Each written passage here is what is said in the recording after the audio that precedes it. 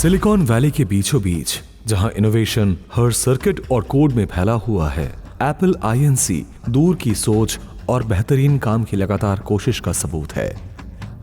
1976 में Steve jobs, Steve वोज़नियाक और Ronald when ने एप्पल की शुरुआत की थी। इसकी शुरुआत जॉब्स के माता पिता के गैराज में एक छोटी सी कोशिश के तौर पर हुई थी। उनका मकसद साफ था, ऐसे पर्सनल कंप्यूटर बनाना जो ना सिर्फ काम के हों बल्कि आसानी से मिलने वाले और यूजर फ्रेंडली भी हो। ये सोच एप्पल 1 के आने से पूरी हुई और उसके बाद एप्पल 2 आया, जिसने पर्सनल कंप्यूटिंग के माहौल में क्रांति ला दी। एप्पल आईएनसी एक मल्टीनेशनल कॉरपोरेशन और टेक्नोलॉजी कंपनी है जिसका हेडक्वार्टर कैलिफोर्निया की सिलिकॉन वैली के क्यूपोर्टिना में है। ये अपने कंज्यूमर गैजेट्स, सॉफ्टवेयर और सर्विसेज के लिए सबसे ज्यादा जानी जाती है। स्टीव जॉब्स, स्टीव वोज़नियाक और रोनाल्ड वेन ने 1976 में एप्पल कंप्यूटर कंपनी की शुरुआत की थी। अगले साल जॉब्स और वोज़नियाक ने कंपनी को एप्पल कंप्यूटर आईएनसी के तौर पर शामिल किया। 2007 में इसका नाम बदलकर एप्पल आईएनसी कर दिया गया। जब बिजनेस ने अपना फोकस कंप्यूटर से कंज्यूमर इलेक्ट्रॉनिक्स पर कर लिया। एप्पल दुनिया का सबसे बड़ा टेक्नोलॉजी बिजनेस है जिसका फिस्कल ईयर 2024 में रेवेन्यू $US 391.04 बिलियन होगा। ये कंपनी वोज़नियाक के एप्पल 1 पर्सनल कंप्यूटर को बनाने और प्रमोट करने के लिए बनाई गई थी। इसका दूसरा कंप्यूटर एप्पल 2 सबसे ज्यादा बिकने वाला और बड़े पैमाने पर बनने वाला पहला माइक्रो कंप्यूटर में से एक था। एप्पल ने 1983 में लीजा और 1984 में मैकिन्टॉश पेश किया, जो ग्राफिकल यूजर इंटरफेस और माउस का इस्तेमाल करने वाला पहला कंप्यूटर में से एक था। कंपनी की अंदरूनी दिक्कतों की वजह से जॉब्स को 1985 में नेक्स्ट आईएनसी शुरू करना पड़ा और वोज़नियाक ने दूसरे प्रोजेक्ट्स पर काम किया। जॉन स्केली ने 1 दशक से ज्यादा समय तक सीईओ के तौर पर काम किया। 1990 के दशक में एप्पल ने पर्सनल कंप्यूटर मार्केट का एक बड़ा हिस्सा माइक्रोसॉफ्ट विंडोज ऑपरेटिंग सिस्टम के कम लागत वाले विंटेल डुओपोली के कारण इंटेल पावर पीसी क्लोन के जरिए खो दिया। 1997 में एप्पल दिवालिया होने से बस कुछ ही हफ्ते दूर था। फेल हो चुकी ऑपरेटिंग सिस्टम स्ट्रैटेजी को ठीक करने के लिए इसने नेक्स्ट को खरीद लिया, जिससे जॉब्स असल में कंपनी में वापस आ गए। अगले 10 सालों में जॉब्स ने आईमैक, आईपॉड, आईफोन और आईपैड डिवाइस लाकर एप्पल को फिर से प्रॉफिट में ला दिया, जिसकी बहुत तारीफ हुई। आईट्यून स्टोर के साथ साथ डिफरेंट थिंक एडवर्टाइजिंग कैंपेन भी लॉन्च किया और एप्पल स्टोर रिटेल चेन खोली। 2010 तक इन कदमों ने एप्पल को दुनिया के सबसे बड़ी कीमती ब्रांड में से एक बना दिया था और जॉब्स ने 2011 में हेल्थ प्रॉब्लम्स की वजह से इस्तीफा दे दिया और 2 महीने बाद उनकी मौत हो गई। उनकी जगह टिम कुक ने ली। 24 फरवरी 1995 को सैन फ्रांसिस्को कैलिफोर्निया में स्टीवन पॉल जॉब्स को जन्म दिया। 9 भाई बहनों में सबसे छोटे अब्दुल फताह जंडाली को अमीर सीरियाई माता पिता ने एक मुस्लिम परिवार में पाला पोसा। जंडाली ने अमेरिकन यूनिवर्सिटी ऑफ बेरूत से बैचलर डिग्री ली और यूनिवर्सिटी ऑफ विस्कॉन्सिन से पॉलिटिकल साइंस में पीएचडी की। वहां उनकी मुलाकात जॉन सिएबल से हुई, जो स्विस जर्मन मूल की एक अमेरिकन कैथोलिक थी और जिनके माता पिता का ग्रीन बे में एक मिल्क फार्म और रियल एस्टेट था। दोनों को प्यार हो गया, लेकिन सिएबल के पिता ने ऐतराज किया क्योंकि जंडाली एक मुस्लिम थी।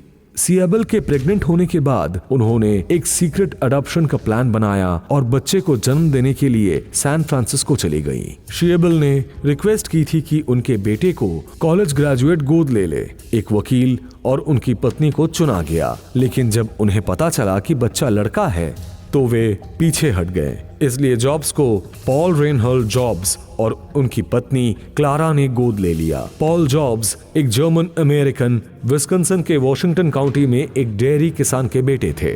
पॉल जॉब्स ने हाई स्कूल छोड़ दिया और यूनाइटेड स्टेट्स कोस्ट गार्ड में शामिल होने से पहले एक मैकेनिक के तौर पर काम किया। जॉब्स को मेन स्ट्रीम एजुकेशनल सेटिंग में काम करने में मुश्किल हुई। अथॉरिटी का विरोध किया, अक्सर उनके साथ बुरा बर्ताव किया गया और उन्हें कई बार निकाल दिया गया। माउंटेन व्यू के एक लोमा एलिमेंट्री स्कूल में वो दूसरे स्टूडेंट्स के साथ प्रैंक करने के लिए जाने जाते थे। उनके पिता पॉल ने उन्हें कभी डांटा नहीं, बल्कि उनके इंटेलिजेंट बेटे को चैलेंज ना करने के लिए स्कूल को दोषी ठहराया। जॉब्स ने 5वीं क्लास छोड़ दी और 6ठी क्लास के लिए माउंटेन व्यू के क्रिटेंडन मिडिल स्कूल गए, जहां वो सोशली ऑकवर्ड लोनर बन गए। क्रिटेंडन मिडिल स्कूल में जॉब्स को अक्सर परेशान किया जाता था और 7वीं क्लास के बीच में उन्होंने अपने माता पिता को अल्टीमेटम दिया, या तो वे उन्हें क्रिटेंडन से निकाल दें या वो स्कूल छोड़ दे। 1970 के दशक के बीच में जॉब्स बदल गए। बाद में उन्होंने अपने ऑफिशियल बायोग्राफर को बताया, मैंने बहुत सारा म्यूजिक सुनना शुरू कर दिया और मैंने सिर्फ साइंस और टेक्नोलॉजी के अलावा और भी बहुत कुछ पढ़ना शुरू कर दिया था। शेक्सपियर, प्लेटो, मुझे किंग लियर बहुत पसंद था। जब मैं सीनियर था तो मेरी एपी इंग्लिश की क्लास बहुत अच्छी थी। वो हम में से कई लोगों को वेसोमाइट में स्नो शोइंग करने के लिए ले गए थे। होमस्टेड हाई स्कूल में अपने आखिरी 2 सालों में जॉब्स को 2 अलग अलग इंटरेस्ट डेवलप हुए, इलेक्ट्रॉनिक्स और लिटरेचर। ये कई इंटरेस्ट जॉब्स के सीनियर साल में खास तौर पर साफ दिखे, जब उनके सबसे अच्छे दोस्त बोज़नियाक और उनकी पहली गर्लफ्रेंड उसी स्कूल में उनकी जूनियर थी। सिर्फ 1 सेमेस्टर के बाद जॉब्स ने अपने माता पिता को बताए बिना रीड कॉलेज छोड़ दिया। जॉब्स ने बाद में कहा कि वो अपने माता पिता का पैसा ऐसी पढ़ाई पर बर्बाद नहीं करना चाहते थे जिसे वो बेकार समझते थे। उन्होंने अपने लेसन को ऑडिट करके पढ़ाई जारी रखी। 2005 में स्टैनफोर्ड यूनिवर्सिटी में अपने दीक्षांत भाषण के दौरान जॉब्स ने याद किया कि इस दौरान वो दोस्तों के डॉर्म रूम में फर्श पर सोते थे, खाने के पैसों के लिए कोक की बोतलें लौटाते थे और पास के हरे कृष्ण मंदिर से हर हफ्ते मुफ्त में खाना खाते थे। 1974 के बीच में जॉब्स रीड कॉलेज के क्लासमेट और एप्पल के होने वाले एम्प्लॉय डैनियल कोटक के साथ स्पिरिचुअल शिक्षा की तलाश में नीम करोली बाबा के कैंची आश्रम जाने के लिए इंडिया गए। जब वे नीम करोली बाबा के आश्रम पहुंचे तो वो ज्यादातर खाली था, क्योंकि सितंबर 1973 में नीम करोली बाबा की मौत हो गई थी। फिर वे हैदा खान बाबा जी के आश्रम तक लंबी दूरी पैदल चले। 7 महीने बाद जॉब्स इंडिया छोड़कर डैनियल कोटक से पहले यूनाइटेड स्टेट्स पहुंच गए। जॉब्स ने अपना लुक बदला, सिर मुंडवाया और ट्रेडिशनल इंडियन कपड़े पहने। दोनों ने एप्पल नाम तब चुना जब Jobs All One Farm commune से लौटे और बोज़नियाक को फार्म के सेब के बगीचे में अपने अनुभव बताए। जॉब्स का शुरू में इरादा एप्पल 1 के लिए खाली प्रिंटेड सर्किट बोर्ड बनाना और उन्हें कंप्यूटर के शौकीनों को $50 में बेचना था, जिसकी कीमत 2024 में लगभग $280 के बराबर है। शुरुआती बैच के लिए पैसे जुटाने के लिए बोज़नियाक ने अपना HP साइंटिफिक कैलकुलेटर बेच दिया, जबकि जॉब्स ने अपनी वोक्सवैगन वैन बेच दी। उसी साल बाद में कंप्यूटर डीलर पॉल टेलर ने 50 पूरी तरह से बने एप्पल 1 सिस्टम में से हर एक के लिए $500 की पेशकश की। कुल मिलाकर लगभग 200 एप्पल 1 कंप्यूटर बनाए गए। 1986 में जॉब्स ने लुकास फिल्म के कंप्यूटर ग्राफिक्स डिवीजन से द ग्राफिक्स ग्रुप, जिसका नाम बाद में पिक्सर रखा गया, 10 मिलियन में अलग करने में मदद की, जिसमें से 5 मिलियन कंपनी को फाइनेंसिंग के लिए और 5 मिलियन लुकास फिल्म को टेक्निकल राइट्स के लिए मिले। डिज्नी के साथ पिक्सर की पहली फिल्म टॉय स्टोरी 1995 में हुई, जिसके लिए जॉब्स को एग्जीक्यूटिव प्रोड्यूसर का क्रेडिट दिया गया था। रिलीज होने पर स्टूडियो के लिए फाइनेंशियल और क्रिटिकल रूप से सफल रही। तीसरा, 23 अक्टूबर 2001 को iPod portable digital audio player पेश किया गया। ये प्रोडक्ट पहली बार 10 नवंबर 2001 को रिलीज हुआ था और ये बहुत सफल रहा। 6 साल में 100 मिलियन से ज्यादा गाने बिके। आईट्यून्स स्टोर का लीगल म्यूजिक डाउनलोड सेक्टर पर काफी असर पड़ा। नीचे दिया गया चार्ट 2003 से 2010 के बीच बिके गानों की संख्या दिखाता है। 2003 में आईट्यून्स स्टोर लॉन्च किया गया, जिसमें 99 सेंट प्रति गाना और आईपॉड इंटीग्रेशन के साथ म्यूजिक डाउनलोड की सुविधा थी। ये जल्द ही ऑनलाइन म्यूजिक सर्विसेज में इंडस्ट्री लीडर बन गया। 19 जून 2008 तक इसके 5 बिलियन से ज्यादा डाउनलोड हो चुके थे। 2 साल बाद आईट्यून्स स्टोर दुनिया का सबसे बड़ा म्यूजिक रिटेलर बन गया।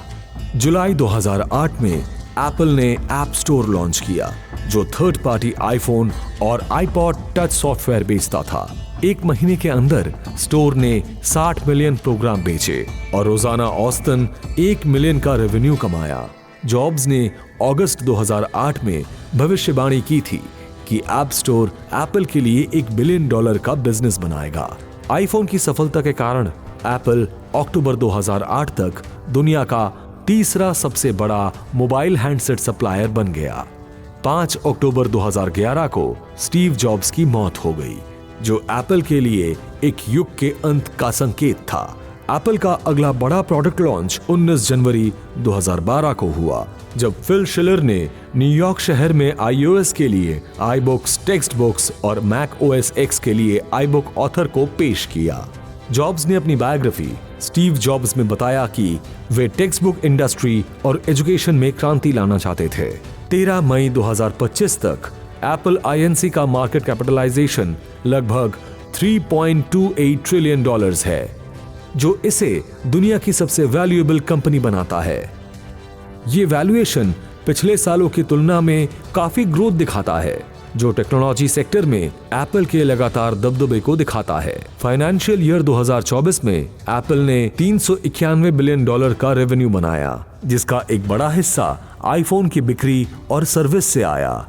कंपनी की एंटरप्राइज वैल्यू, जिसमें कर्ज और कैश शामिल हैं, उसके मार्केट कैपिटलाइजेशन के साथ काफी मिलती जुलती है, जो एक मजबूत फाइनेंशियल स्थिति को दिखाता है। एनालिस्ट ने अनुमान लगाया है कि आर्टिफिशियल इंटेलिजेंस में तरक्की और अपग्रेड की जरूरत वाले डिवाइस के बड़े बेस की वजह से एप्पल आने वाले समय में $5 ट्रिलियन की वैल्यूएशन तक पहुंच सकता है। हालांकि यूरोपियन यूनियन में $13 बिलियन के टैक्स रूलिंग सहित आर्थिक दबाव और कानूनी विवाद जैसी चुनौतियां भविष्य के फॉर्मेट्स पर असर डाल सकती है।